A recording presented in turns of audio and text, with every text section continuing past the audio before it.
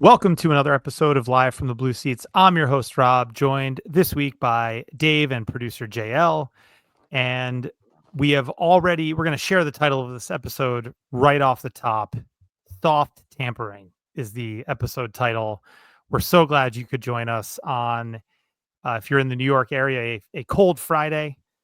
Rangers in the midst of a little bit of a break, but getting back into the action this week this weekend with back-to-back games against the LA Kings and who are they playing? I don't even know who they're playing on Sunday. I think it's the Blues.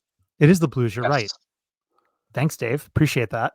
I didn't even have the schedule up, and Yeah. I remember that. I remember the weirdest things, and that's the one I remember. I don't know why. Don't ask questions. So on this, I can help.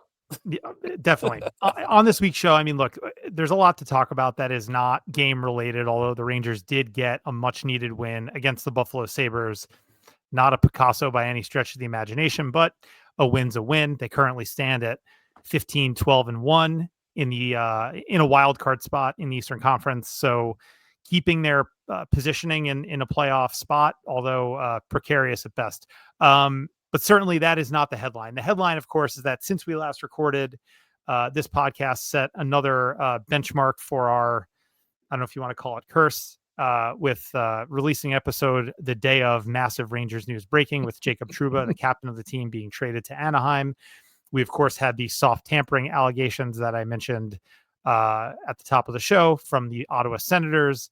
And there's just so much more to talk about. We're going to get to all of it. But Dave, JL, how are you guys doing? I'm good. I can't complain. It would be nice if we had weather that wasn't 50-mile-an-hour winds or torrential downpour. But other than that, I'm good. I mean, the win against Buffalo wasn't pretty, like you said, but sometimes you just need to see one go in the net. Like when I go on a complete losing streak in some betting, I'll bet like whoever the number one team is in college basketball to win against like Appalachian State or something like that. I'll win. I'll put in $5 and I'll win $5.01. But it's just to see something go in the net, and then sometimes that's all you need. Terrible analogy, but no, great analogy. JL, how about yourself? It is. How are you? Yeah, I'm doing all right. It was nice to see them win. Other events and other sports have kept me happy, but I'm not going to say who or what. If you know me already, you know exactly what I'm talking about. But the Rangers winning the other day was really nice, and even though it wasn't the prettiest, and you could thank Ryan Lindgren for the game being closer than it needed to be. It was good. It was ugly, but you needed it. So hopefully they continue that weekend, that kind of streak against the Kings and the Blues, because it's certainly winnable, and they're definitely playing with a little bit more gusto. They're a little bit more alive, but still some deficiencies. Hopefully they can iron it out soon. Yeah, they played 2 good periods against Buffalo too, so I'm not going to totally kill them about the third period, but all I'll say about that is, and this is the thing that troubles me. And we'll talk a little bit about the Buffalo game, and then we'll go back to the Trouba trade and all the bigger stuff. But the thing that bothers me about this team, regardless of personnel, I think it's more indicative of the larger aura of the Rangers in this era with this core of players, is that when the other team pushes, the Rangers generally don't respond well. Like, look, Buffalo is desperate. They'd lost 7 in a row. They're on home ice. They're down a goal. And they pushed, and they got a ton of chances. And I think the thing that bothered me was that even though the Rangers scored, kind of a fluky, good bounce goal by Riley Smith to take a 2-goal lead, and then they get the empty netter, which turns out to be the game winner, they really didn't sustain any offensive zone time. Buffalo is pretty much camped out in their end. They didn't get like a ridiculous amount of chances, but they got a lot of chances. They put, I think, 12 shots on net. And the Rangers' inability to sort of respond to the other team's push and grab the momentum back when the momentum swings out of their favor. They just don't have an ability to do that, and that is such an important thing for a team that has Stanley Cup aspirations. I mean, that is literally the whole game. Like, when you get to the playoffs, you're playing nothing but top teams in the league. They're going to have their pushes. They're going to have their spells of good play. You need to be able to not let that last for a period or 2 periods, or frankly, like it did in the Eastern Conference Finals for about 11 periods in a row, where the Rangers literally spent 11 periods in a row in their own end of the ice. So that's my rant on the Buffalo game. Other than that, they played pretty well. Mika looks good. But my God, can we never have Ryan Lindgren lead the team in ice time in the third period ever again? I don't care if Keandre hurt. That was rough. It That didn't was rough. I mean, I like Laviolette, and I really don't want to make this a referendum on his coaching. I'm not calling for his head, but like, dude, what are you smoking? Why is he playing 10 minutes? I don't care that Keandre is hurt. Like, Zach Jones is better. What are we doing? Mm-hmm. So there's a piece of me that believes there is some showcasing going on here. And no matter what we say here, no matter how much we know differently than everybody else in the league, the 200 hockey men, still think time on ice is the stat. It's the stat to look at. If a coach like Laviolette trusts Lindgren in high leverage minutes, he's got value. That's how the league works. We all know that's a load of crap. That's not how it should work, but that's how it is. So I don't think getting 10 minutes in the third period was showcasing, but I think him playing with Fox is showcasing, because it sounds like the way things are going, he and Drury know this, that they're on their last few games as a Ranger, and something's going to happen at some point. I think it's just a matter of either seeing if Mancini can hold his own, if Vakanainen, I think that's how you pronounce his last Yeah, name. that was good. That was great, Dave. That was great, Thank you. Dave. If I'm going to just say it a couple more times. If Vakanainen can get back and hopefully be a steady defenseman, then maybe Vakanainen can take a third pair role, and you put Miller back with Fox, and you put Schneider with Jones, and then you got Vakanainen and Ruedel or Mancini. Yeah. Or Mancini. Yeah. So no matter what, they're going to have to get a defenseman. They have to get, yeah, but you know what? No matter what, you got to get a defenseman. But on that time out, I'll say this: like, why can't Chad Ruedel get a game? He's played one game this year. He played plenty for the Penguins last year. Who, look, I know they are on the way out and down, and that's a welcome sight, by the way. But they always have good underlying numbers. They never give up a ton of chances. Chad Ruedel was like very much above water as their fifth, sixth defenseman, however you want to say it. Why can't he get a game for the Rangers? Like, look, I love Victor Mancini's potential. I also, firstly, would not be heartbroken if they traded him. Secondly, I don't think he's necessarily ready. And he's not. And this is what I'm saying. So now, and I'm not defending Laviolette here, but last night, or in the Buffalo game on a Wednesday night, Keandre Miller gets hurt, and Victor Mancini's not ready. So you're gonna, like, somebody's got to eat those minutes, and ended up being Lindgren. I also think that his minutes total was inflated by a couple of extended shifts. He was out there with the goalie pulled, trying to protect the lead, which, like, again, I don't love it, but like, who else are you going to put out there? That's not really Zach Jones's bag. But I digress. Ultimately, I think that Chad Ruedel probably deserves a little bit more of a look in a depth role until they find that, proper replacement for the Trouba and Lindgren, minutes that will eventually be off the team. I'm okay with that. Yeah, I'm a little mystified by that, honestly. I don't know why Ruedel is not getting a look. He never plays. I mean, yeah, I don't understand that. I don't know why we have him buried in Hartford. I mean, I don't know if he's still in Hartford or he's just a help. No, he's up with the team. Yeah, he is okay because they have the cap space now. Right, but he's just an extra, which is crazy. Like, I don't know. Yeah, I honestly don't get it. I really don't. Look, I know, echo the same sentiments about Mancini, even though I'm a little bit crazier and say might as well just stick him out there and see what happens. But, why not? If we're gonna go out of our way to essentially, more than likely, they're probably going to put Vakanainen in the lineup at some point once he's healthy. So who's he going to take out? We're going to swap out Mancini. Maybe by that time, maybe Lindgren gets dealt. But I just don't understand why. Yeah, it's just I'm trying to figure that out. Why is I know he's no golden gem and he's not going to solve every single problem, but I mean he can't be any worse than Ryan Lindgren at this point.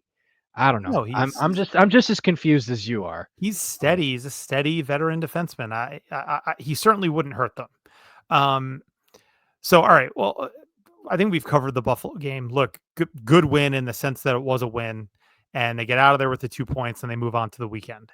Let's go back to a week ago and the Jacob Trouba trade. So obviously, this all happened very quickly. This was, I guess, on Friday, the day of the Pittsburgh game. Trouba was Larry Brooks had it first. He was being held off the ice altogether due to roster management, for roster management purposes. Within 3 to 4 hours, we hear that a trade's been completed with Anaheim, with Trouba going and his entire salary, which is the most important part, going to Anaheim for Urho Vakanainen, which is, I believe, how you say his name. Definitely his last name. I'm not sure about the Urho or Urho, but let's call him Urho Vakanainen. Yeah. Urho. Yeah. We'll be careful with that one. We'll be careful with that one. I'm immature. No, it's not you. It's everybody. Vakanainen and a 4th round pick, the lower of Anaheim's 2 picks. So I think most Ranger fans were jumping for joy at the news. That is how quickly everything soured for Jacob Trouba, both in terms of his on-ice play as well as what was clearly going on behind the scenes. But Dave, just your initial reaction to the trade and your evaluation of the trade, even here a week later. So obviously what's coming out, we knew it had to be done. What I find to be interesting is the inability to play out the season. And we don't know for sure what exactly was going on in that locker room. Obviously, something had to change. We know Larry Brooks went on Spittin' Chicklets and said this whole thing about Trouba was becoming an issue in the locker room, basically, and even if he's not the captain, you can't have that. But I don't know how much I buy that because Brooksy is also the one that said Trouba would refuse to report if traded, which turned out to be a load of crap because he was never not going to report. He was just making it known he wouldn't be happy. Mm-hmm. Two different things, splitting hairs maybe, but 2 different things. But I guess we have to take it at face value. If he was truly being an issue in the locker room, then dump him and go from there. But I am disappointed that the Rangers haven't responded the way we had all hoped they'd respond. Yeah, they had a good game against Pittsburgh, but they lost the next game and it was ugly. That was Chicago, right? No, Seattle. Well, they have the Seattle game too. That They was lost Seattle. 7-5. Then Chicago, which was really ugly. That was about as bad as they've played all year. Seattle, Chicago, they lost both. And then they barely beat a bad Buffalo team, blowing a 2-0 lead in the process. So moving Trouba was needed based off of what we've all said, and his on-ice play had deteriorated beyond repair.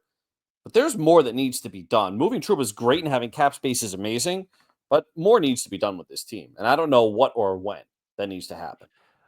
Yeah, and I think, JL, I'll get your thoughts in a second, but what I do find interesting, and now, I feel like Drury kind of has to stick to this, is, he gave an interview, he did a conference call with the media, and they asked, hey, what's next? Do you have more moves lined up? And he said, well, I kind of want to just let the dust settle and let the team focus on hockey.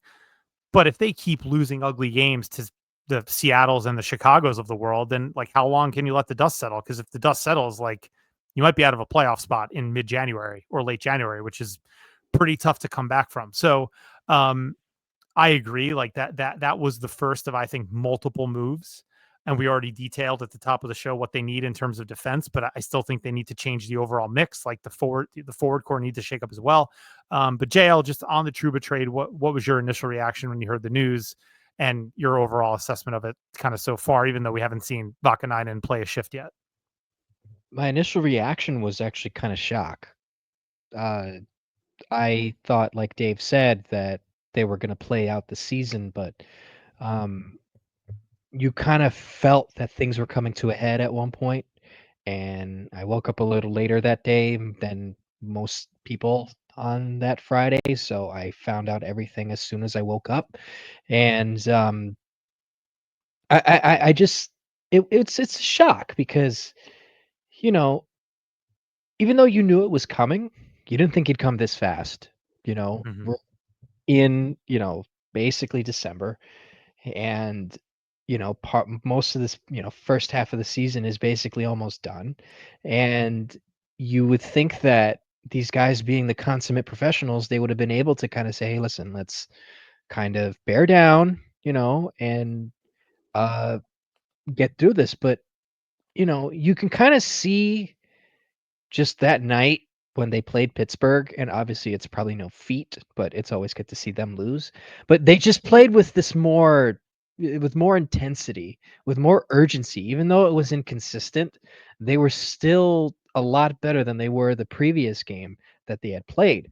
So it just kind of goes to show you how much of that was really bringing them down. And that kind of goes into what I was saying on the last episode, that they're kind of mentally weak.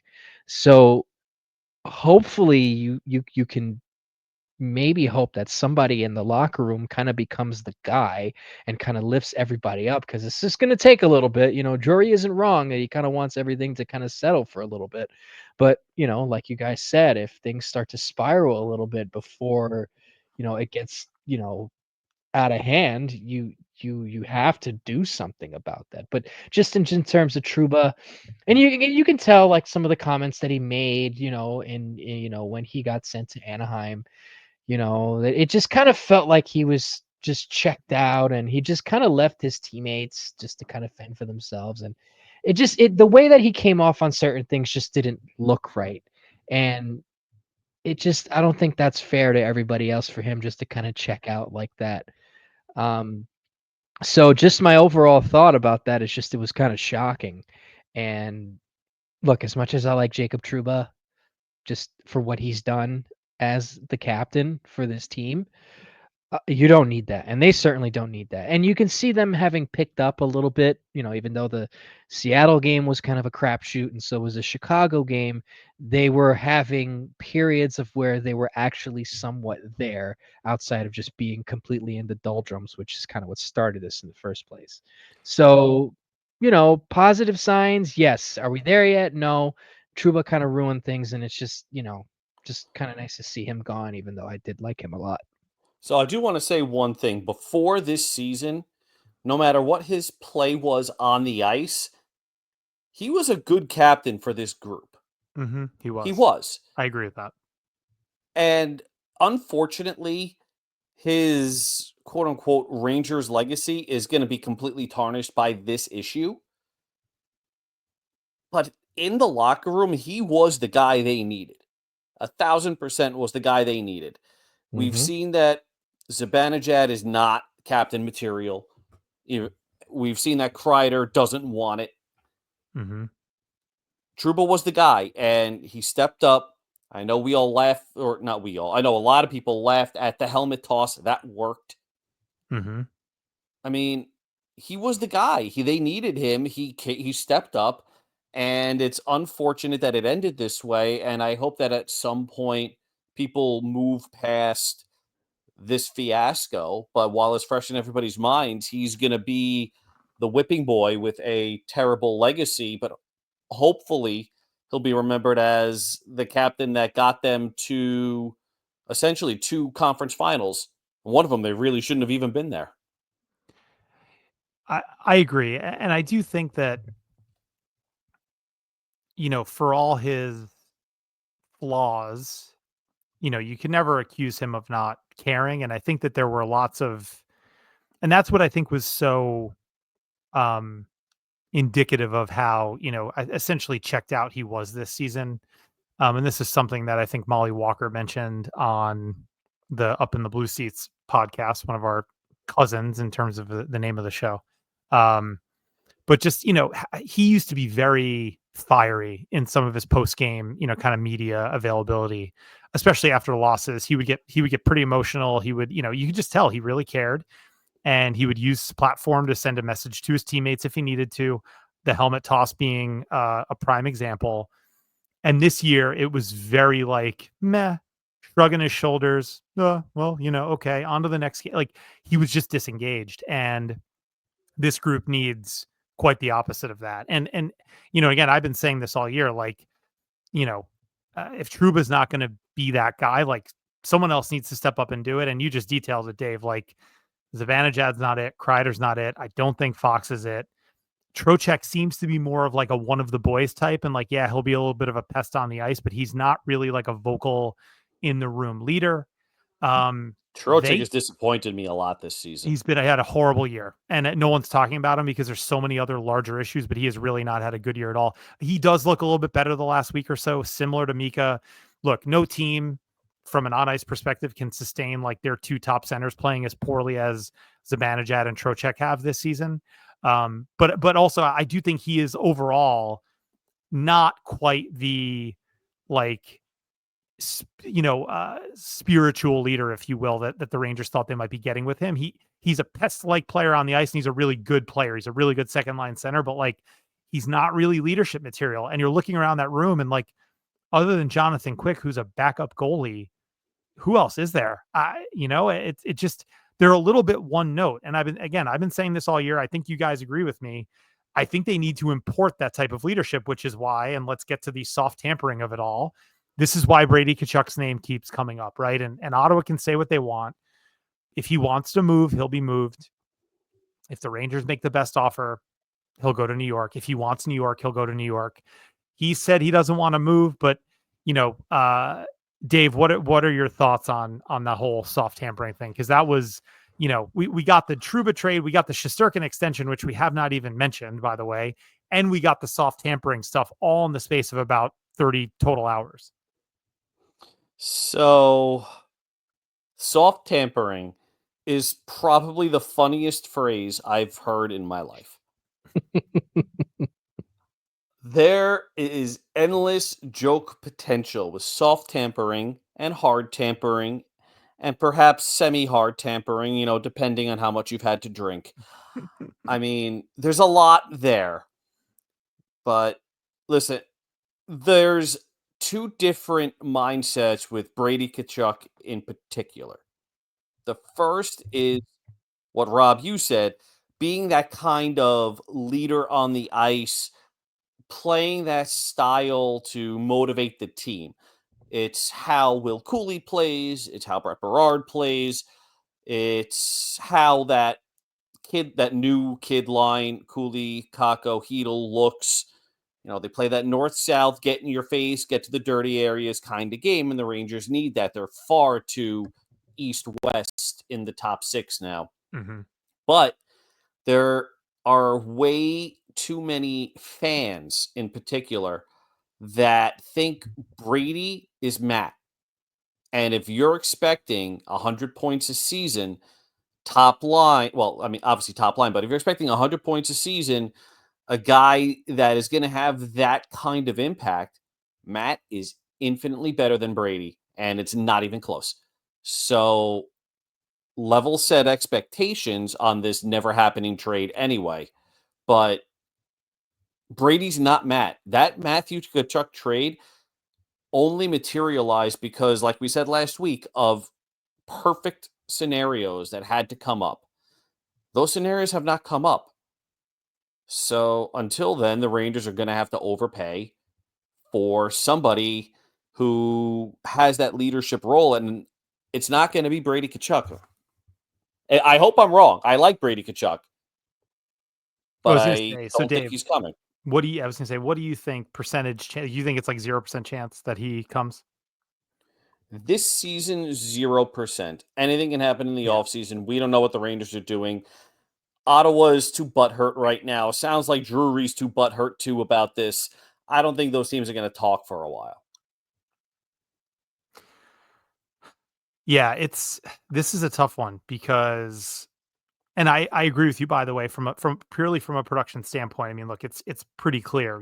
Matthew Kachuk's got a couple 100-point seasons.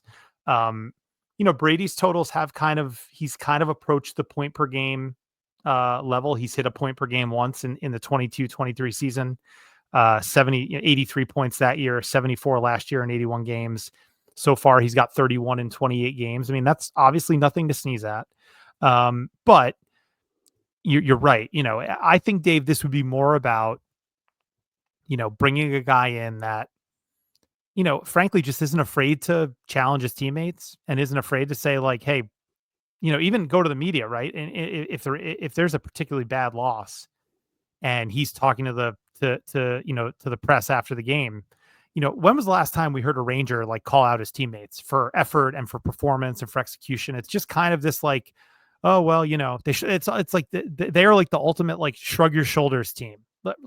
Everybody in that room right now, everybody's just like, well, yeah, tough game, we'll move on. Tough game, we'll move on. Like, when is someone going to say, like, if we have expectations of winning a Stanley Cup, we've got to be way better than this? And like, Kreider sort of gets there sometimes, but it's never really forceful. It always sounds very like emotional and kind of like down. And I don't know. It's just a weird, he does not have like an energetic approach to those situations. And look, what you say to the assembled media in the locker room and in the direct aftermath of a game is not the most important thing. But, some outward show of emotion, like the helmet toss from a couple of seasons ago, would be really welcome with this group, in my opinion.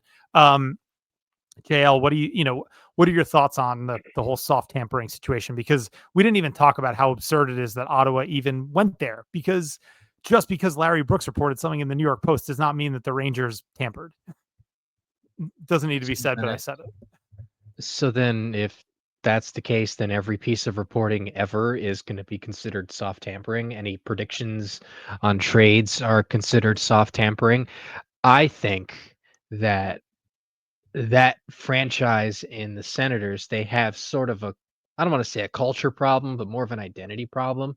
Mm-hmm. If you're getting so worked up over the fact that not even from the team itself, that somebody made a report about a team being interested in your player, then there has to be something wrong with the team that is, that it's affecting. Because if it's not real and there's nothing to it, then why get upset about it? I don't understand that. And I've been saying this a lot lately over the last couple of years, where there's smoke, there's fire. And there have been reports that Brady is unhappy in Ottawa. Yeah, sure. He signed a contract with them, but no one's going to turn down money. Right. So I think, and obviously they're not playing great either. I mean, they're no, they're no Stanley Cup contender either. So obviously it had to have hit some kind of nerve, because the Rangers are making waves and they're getting headlines, and honestly, just to touch on Kachuk, not his brother, and again, you guys addressed it, that it's that Kachuk, the Matthew Kachuk trade, it was like the perfect moment for both those teams. Obviously, Ottawa and the Rangers aren't exactly at that crossroads, so it's not really going to happen. But Brady seems like he's, just from previous reporting, obviously maybe things are different. I don't know if his attitude's changed or whatnot, but it kind of seems like he's a bit unhappy there, just from, if you can read between the lines and kind of put two and two together. He's unhappy, and you know, something's going to have to give at some point, because no matter what happens, until the Senators start winning, he's going to be mentioned in everything possible, whether it's with the Rangers or whether it's with Boston or whomever. But, you know, just get over it, Ottawa. Okay. People are going to report on your team. People are going to make speculations about your players. Grow up. Seriously. Like, this is, and then, they run with it, and it turn, and then stories turn into their own certain things and whatever. And it's just nonsense. Now, just to touch on Brady again, like you guys said, you guys couldn't have made it any more, couldn't have said it any better. This team needs a bit of a jolt, and if you know anything about just the Kachuk bloodline, regardless of whether Brady's going to be just like Matt, he's a tough physical forward that can get into the areas not everybody else is going into. And he's kind of got that attitude, just like his dad, just like his brother, where they're not afraid. And you need somebody like that. And maybe down the line, like Dave said, maybe not this season, but maybe next season, you get a bit of a change in the scenery. You maybe work out a deal that involves more players, and you could maybe have yourself that similar franchise moving trade, not exactly the same, because obviously the comparison to Huberdeau, from the Panthers Flames would be Lafreniere. They're not doing that. So, maybe you can find a trade that's slightly similar that could probably bring him here. He would fit in well enough. And, we'll see. But I just think soft tampering is stupid. And Ottawa, I know this is not really recommended to say about a franchise. They're all kind of dumb, getting butt hurt like that. I think that's kind of stupid. Just Well, like, yeah, they come also on. what I think they have is like an inferiority complex, right? Like even though they're a Canadian franchise, they're almost universally considered the least desirable of the Canadian franchises, right? For players, Mhm. even more so than Winnipeg. Um, there's just sort of this kind of Mickey Mouse vibe to them. And I think they feel genuinely threatened by not only the Rangers, but anybody who has more to offer. And I think players like Brady Tkachuk, you go through 3 seasons without playoffs, 4 seasons without playoffs, and you're like, what the hell am I doing here? Like I'm in Ottawa. I'm not even in Ottawa. The arena is like 30 minutes outside of downtown Ottawa. It's in I'm up in Canada, so it's like Canada. they're out. Yeah, they're Right. out in like some suburb. Right. I'm in the suburbs of Ottawa. We don't win. Like, okay, yeah, I make good money, but like there's more to it than this. There's all these cool buildings that have all this history, whether you want to talk about, and these franchises that have all this history, whether it's the other Canadian teams. Edmonton just went to a Stanley Cup final. You've got the Rangers, Boston, Chicago, even like whatever it might be, the California teams, Vegas is always attractive. Like there's options out there for these guys. And I know hockey players are very reticent to make a lot of noise and force their way out of a place, but hey, you know who did that once upon a time? Jacob Trouba did it. He wanted to get out of Winnipeg. He got out of Winnipeg. Brady Tkachuk wants out. He'll get out. So that's clearly what Ottawa's worried about. And I think you're right, JL. Like if they didn't think this would be an issue, they wouldn't have made such a big deal out of it. So Mhm. all right, let's get to the questions. I know we have a few from our friends on Blue Sky.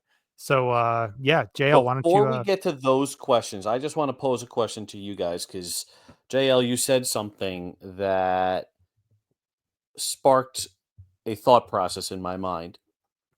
We're talking about needing leadership in the locker room. Are we absolutely certain that Brady Tkachuk, coming from the mess that is the Ottawa locker room, is that guy?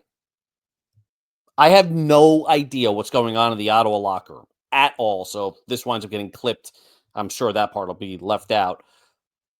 But I have no idea what's going on in that locker room other than what we just said here, where he may be unhappy that we don't know what's going on.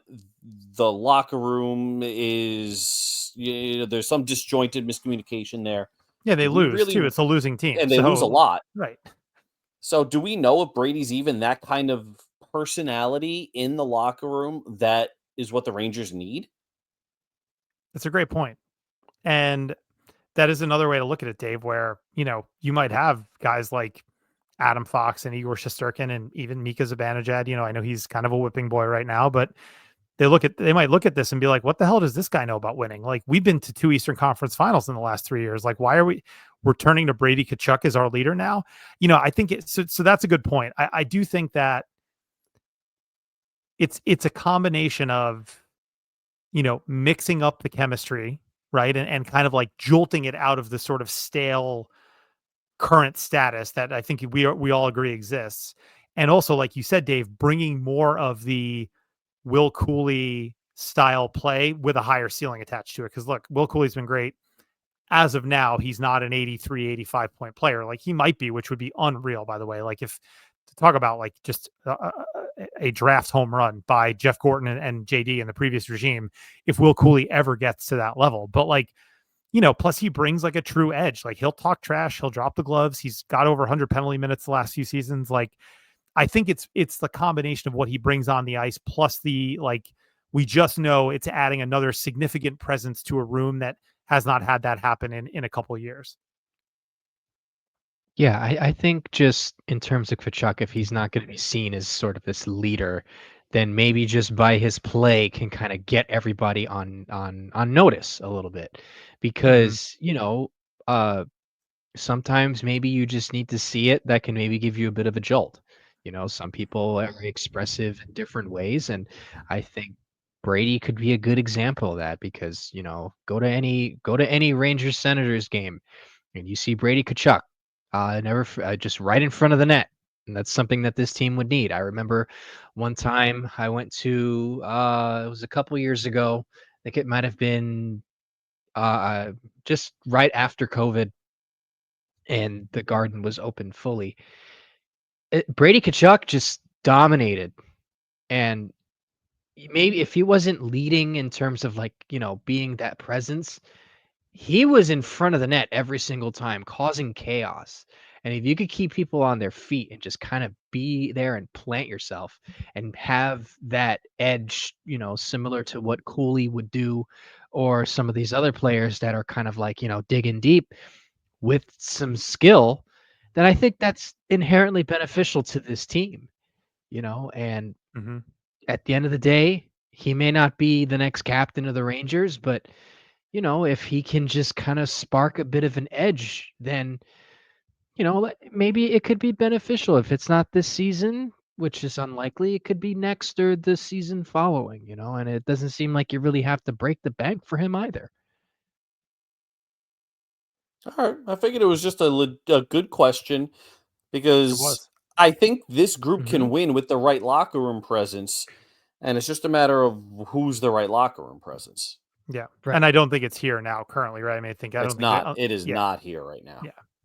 Connor McDavid, what? Well, It'll be Jack Eichel summer of 2026. Oh, yeah. can it be McDavid? Ugh. But anyways, I mean, who am I? I'll take Eichel, honestly, as a consolation prize. All right, what are these questions? All right, so we've got three. So this first one comes from this is on Blue Sky. This is from the Gerard Gallant slander account, which I wholeheartedly agree with.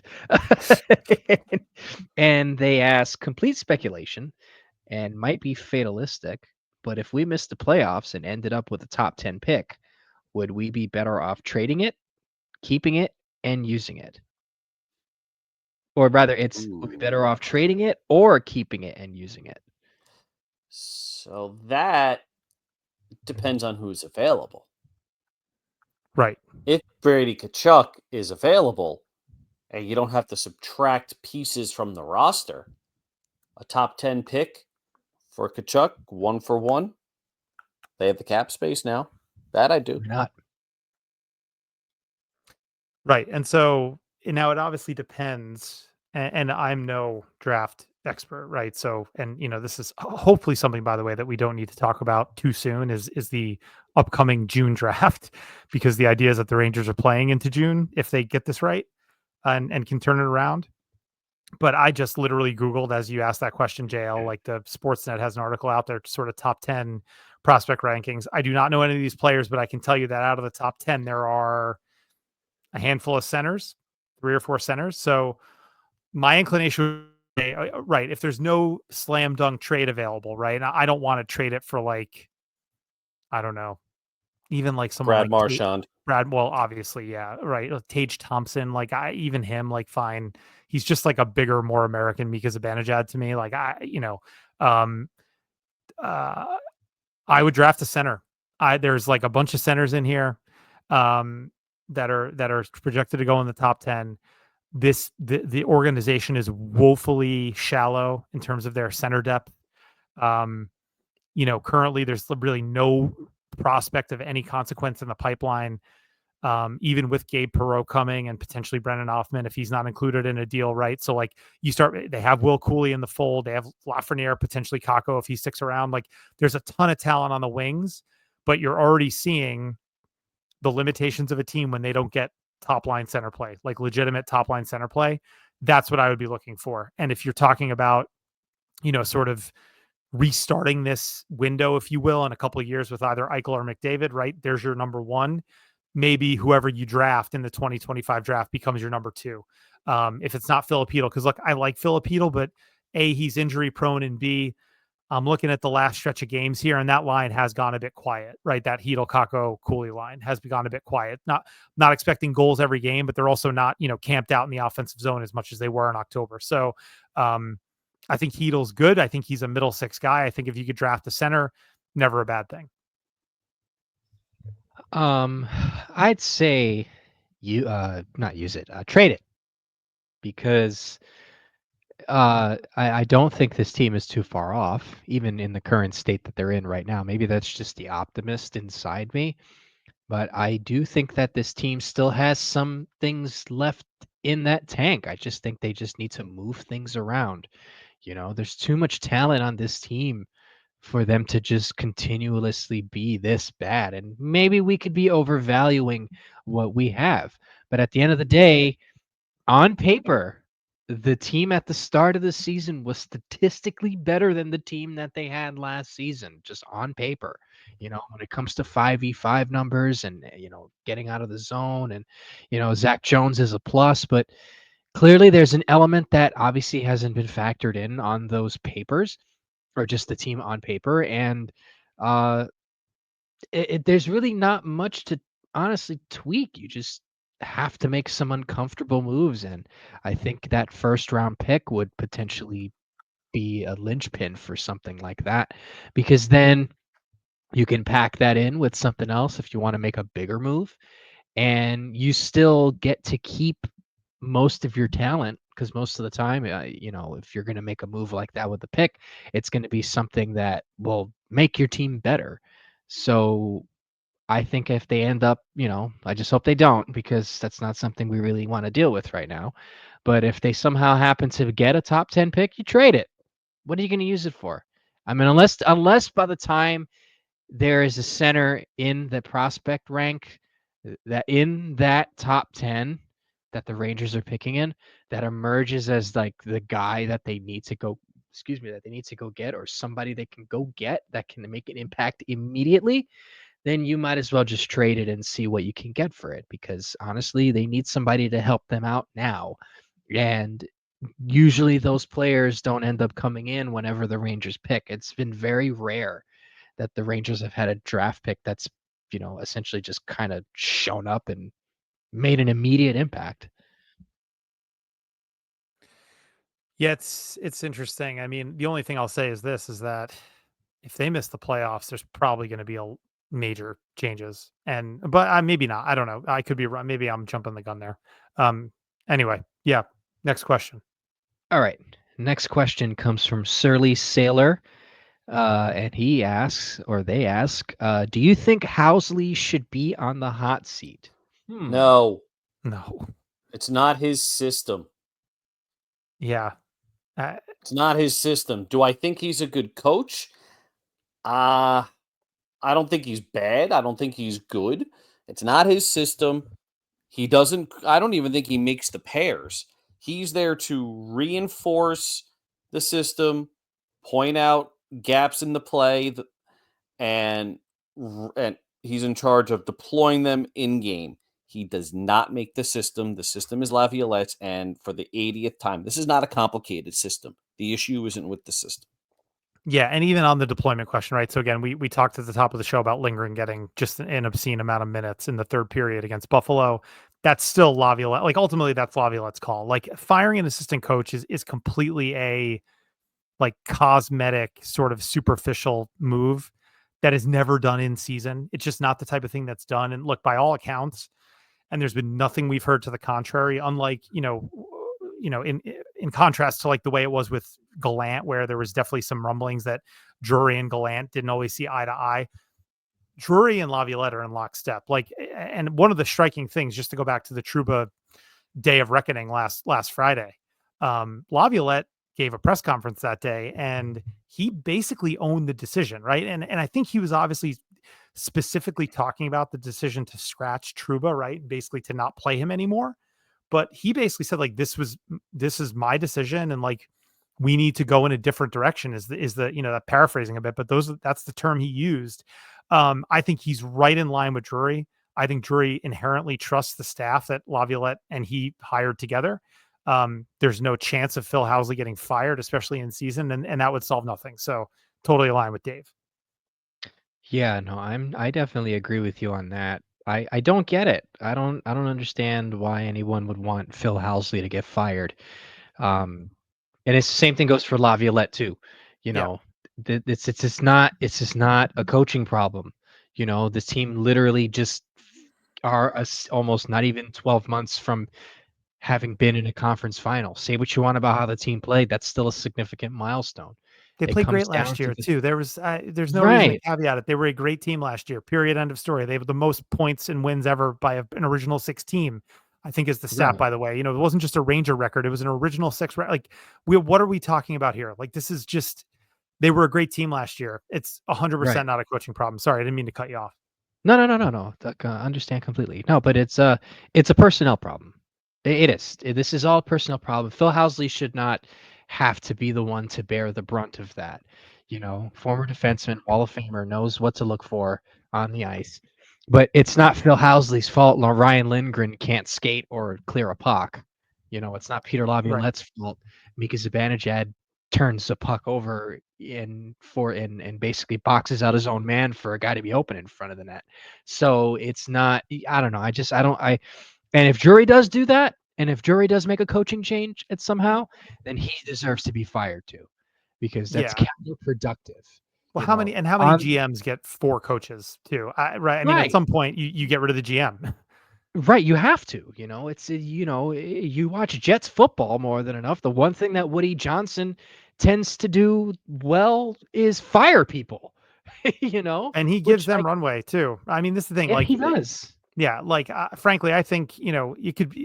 I think Gallant needed to go, but if you look at it, like it's the players, right? We've been saying this week after week after week. It's the players. They basically respond to a coach for a season, maybe two, and then they seem to tune out that coach. So to me, that's a player problem. It's not a coaching problem, like you guys are saying. Right. And just one more thing before we go on to the next question is, look, I saw something online that kind of annoyed me a little bit. So I think after the loss against the Devils, um, or just in that playoff series, Gallant basically said he needed the personnel. He basically said, in more or less words, basically said, "Hey, uh, these guys can't do it," And while he was, right on that, he still deserved to get fired because there was just no organization, at least amongst the coaching staff. So I saw some I like to call it revisionist history when it came to Gallant on there, and Hmm. immediately I'm like, no, no, we're not doing that. We're not going to go back and completely praise this guy because he was not great. First season, great because they essentially did it on their own. Second season, man, well, he couldn't fix the problems they needed to fix. Peter Laviolette and his crew are fine, and it wouldn't make sense to fire anybody. You can't. It sucks that you can't just immediately fire the players. I mean, you can, but it's going to come at a cost. So, all right. So, final question, and this comes from Alex SK on Blue Sky, and they write, "How does mostly the same team go from the President's Trophy to a 0.50 win percentage?" With no heart. They it's funny, I'm picturing Gene Hackman, tapping his heart. Yes. What a scene. That's Epics. an Just amazing epics. scene. Epic scene. Great movie. Miles and miles of heart. This team has inches and inches of heart. And I said it last week, I'm going to say it this week. If there are players on this team that cannot get over the business aspect of this, that are so butthurt over Goodrow and Trouba, the way the Rangers leverage the situations to get out from players not worth their contracts and trying to better the team by getting rid of them and having the flexibility to bring in more. If there are players in the locker room today that can't get past this because their buddy got traded, go request a trade. Get the fuck off this team. They're too soft. Soft tampering? No. Soft locker room. Hmm. I mean, listen, and we do a good job here, I think, overall on on the blog with the written stuff and the show. I think we try to kind of keep an even balance on the sort of objective measures of good process and success, right?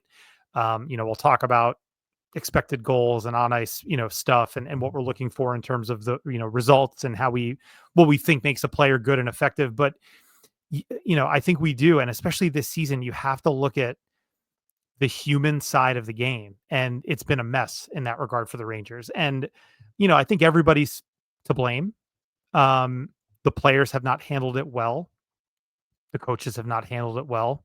Chris Drury, I think, made some big time mistakes, and I think he broke a cardinal rule with the way he does business, which is he let too much of it get public. That's the one thing I will agree with Trouba on is that, look, maybe he felt he needed to go public to kind of put some pressure on the player to get the transaction done. That's risky business. And the Rangers are famous for, at least previous to this season, being so tight-lipped that you couldn't believe any rumor because you certainly knew it wasn't coming from them. They are famously tight-lipped, airtight. Nothing gets out of that room. And all of a sudden the Rangers are the number one headline for rumors and potential transactions and roster moves that's just never been the reality with them. So, that's Drury's hand in this that has let it get to a point where it's untenable with his captain. But to Dave's point, he's doing so because he feels it will better the team. And it is ultimately his job to make this roster better. And even though they had a great season, as I said, they were a great team last year, they are not a great team this year. And I think Drury knew that they weren't going to be able to get over the hump if they just ran it back. And that's why you saw what he did with Goodrow. That's why you saw what he did with Trouba. And now it's about, and kind of to answer the question directly, right? How do you go from President's Trophy best Ranger team in the regular season of all time to essentially a 500 team with that resembles a rudderless ship? I think you're seeing the rent come due on a team that wasn't good enough to begin with, that now knows it's not good enough. And like you said, Dave, not having the sort of mental fortitude to both deal with that and then make the necessary changes in their game to get better, right? I mean, that's the other thing too, is that, and I said this at the top of the show, they're not able to respond to the other team's push. They're not able to spend enough time in the offensive zone. They're not able to really respond to, physicality when it's initiated upon them. If they feel like they're in the mood to hit, they got some guys that can throw some hits and play physical and play below the hash marks. They can do it, but they don't initiate it, and they certainly don't respond well to it. They are slow and inexperienced in a lot of areas on defense too. I mean, so there are multiple issues here that, frankly, goaltending covered up for a lot of seasons, and I think credit to Drury for not letting that be the case this year, because he could have buried his head in the sand and just basically said, Shesty will save us. Shesty and Quick will get us to the playoffs. I'll make a move at the deadline and we'll try it again. He knew that wasn't going to be good enough. And now the Rangers are dealing with it. They're in a transitional phase, whether we like it or not. It's not ideal to have it happening on December 12th, mid-December as we approach Christmas, but they're in a transitional phase. And the only question remaining is how quick can they get out of transition and into their next sort of era here, because that's where this is going. Yeah, I've said it before and I'll say it again. This is a mentally weak team. They have all the talent in the world, but you can only be workmanlike so much until you have to start pushing back. You can only how many more times are you going to do the same thing over and over and over and over again and not respond in tow? That's why this team is not where they should be. You have all the talent in the world. You do. This team is supremely talented, but you have many of your star players, Zibanejad, Kreider, Adam Fox definitely deserves a lot of the blame. You know, even the only one that's honestly, Alexi Lafreniere's production has dipped. Kako's production, they're not producing much, or staying in the offensive zone a lot. Defense is making a lot of mistakes. Everybody, so they're just mentally weak. And if they really did let this drama with Barclay Goodrow and Jacob Trouba really affect them, then they all need to jump ship and go somewhere else. That's one of the reasons why this team is not, going. This is why they went from a President's Trophy to basically, you know, clinging to a wild card spot. They are mentally weak. They just take periods off. Like, I'll give you an example real quick. I was at the Chicago game, and it was incredibly frustrating to see them just kind of malaise around. And Chicago didn't even do much, truth be told. They actually outshot the Blackhawks that night, at least for majority of the game. And they were just kind of there, malazing around. They'd come in, a couple of cycles here and there, and then just kind of skate out, go back to the bench, and it was frustrating. Last year's team, they probably would have, punched these guys in the face and let them leave MSG with blood on their faces. And I mean that figuratively, because that team had a pushback that they don't have this year. They won a lot of games last season because they had more of a pushback. They were, if they faltered or they weren't all together there, they just kind of had it in them to do that. They don't have that this year. I don't know if that's because they're all best friends with Barclay Goodrow and Jacob Trouba, where they're like revolting. But if that's the case, well, listen, get up and get out. That's why they're not where they're supposed to be right now. Do I believe that they could turn it around? Absolutely. I'm Mr. Optimist. I think if they won their game in Buffalo, I think they can win the next two, or at least win, split the home and home over this weekend. I think they can. They just got to get it together. But the reason why they're not, playing as well as they should, and they don't have a higher winning percentage, is they're a mentally weak team. Mentally weak. Yeah. Dave, you've been saying this, and JL, I think it's a great point. Almost the Chicago game is almost like a microcosm of this year's team, and then the team from 2 years ago in Gallant's second year, where there was an expectation of that they would be able to flip a switch. And I think with the Chicago game, right? So perfect example, they go into the locker room, second intermission, down 2-1. And I think the thought was like, we don't need to change anything. We're just better than these guys. We're going to win 4-2. Like, we'll get a power play, we'll get a bounce, we'll get an empty net goal, we'll win 4-2. And it doesn't happen that way. It's not that easy. And when you don't have, the requisite effort backing up the skill, you lose games like that. And Dave, you said this all the time, and you reference this all the time, where that 22-23 team kind of just, I don't want to say sleepwalked, but they kind of like casually approached that entire regular season. And then they got into the playoffs against the Devils. They were like, oh, it's the Devils. We'll beat the Devils in the first round. And they didn't. And they could not flip the switch. And this year, they might not even have the opportunity to flip that switch. I was perhaps overly confident that the Rangers would make the playoffs, and I still think they do make the playoffs. The Metro Division is pretty bad after the Rangers, but they're actually in danger of missing the playoffs based off of just current standings, and they have to flip that switch now. If there is a switch to flip, they have to flip it now, because they are not good enough. You cannot win on talent alone. Thank you, Herb Brooks. They have the talent to win on talent alone, but they can't win on talent alone. Their bottom six is the bottom six that we have been dying for. Yes. The last decade and a half minimum. We've been begging for a bottom six like this.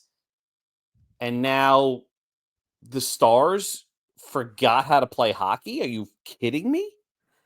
The Stars are the ones that are doing who the fuck knows. Yeah. It's frustrating. No, but it's a great point. And it's frustrating. And I mean, you could hear it in our voices. Like, yeah, we all have thoughts, but like in a lot of ways, this is inexplicable. Like they shouldn't be this bad. And if you are able to stomach it, if you keep MSG on after a game ends and they lose, like oftentimes, especially John Giannone, Steve Valiquette usually has an answer for stuff. I don't always agree with his takes, but he's usually got a take. Regardless, like John Giannone is like in disbelief half the time. Like he cannot believe that this same collection of players is losing as often and in the fashion that they do this season. So no, it is shocking and it's tough to square. And look, we're going to keep talking about it. We're going to keep dissecting it and breaking it down. And I think there are more moves to be made as well to kind of help flip that switch, as Dave alluded to. So JL, real quick, any final thoughts from you before we get out of here? Just please win, Rangers. The Jets suck. The Mets don't play until February. Give me something to enjoy over the next couple of months. I spent money on you guys. Make my investment worth it. Thank you. Dave, final thought. Oh, Christ. I don't have one. I think I just said it. Yeah, it was a good one too. I don't have anything else to add. I'll just say I can't wait for Urho Vakanainen's debut because Sam Rosen saying Vakanainen's going to be awesome. And frankly, they need like a left-handed defenseman who can skate because especially if Keandre Miller's hurt, they're kind of hurting that area. So no, I want to thank you all for listening to this week's show. We'll be back next week. See you then.